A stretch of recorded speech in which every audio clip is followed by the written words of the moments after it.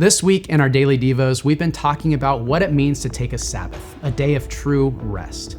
If you missed this past weekend's message, which was the second installment of our new series about the 10 Commandments, I'd encourage you to go back and listen. You can do that on the Mech app, Mech's YouTube, or on demand on the Mech's website. A big hang-up with Sabbath is the question, what are you allowed to do?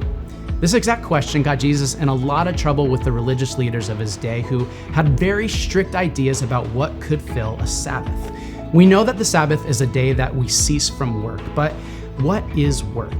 There's the obvious work we do in our vocation. It may or may not bring in a paycheck, but we often know what our work is.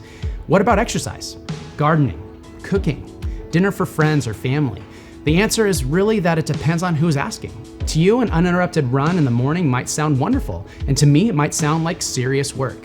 Sabbath is when we cease from work in order to leave more room for joy and delight in God. So you'll want to fill your Sabbath with the things that make God's goodness, His blessings, His creation obvious and clear to you. For me, I do not cook on the Sabbath. I cook for my family all week, so our Sabbath is either leftovers or something made by someone else.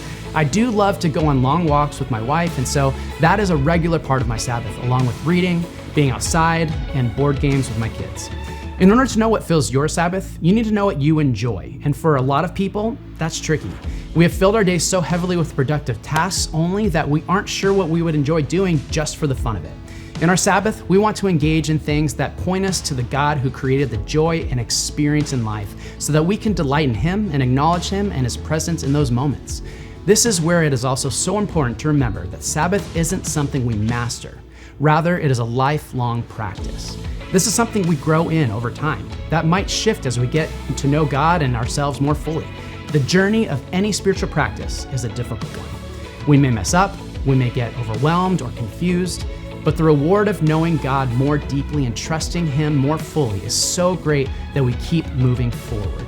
Whether you choose to begin a Sabbath practice or not, I want to challenge you to watch out for the joy this week. It might be giggling with a child, time with a friend, a sunset that blows your mind, or comfort from a loved one. In these moments, we can choose to turn to God and thank Him for the gift He has given us, and the time to delight in Him more fully.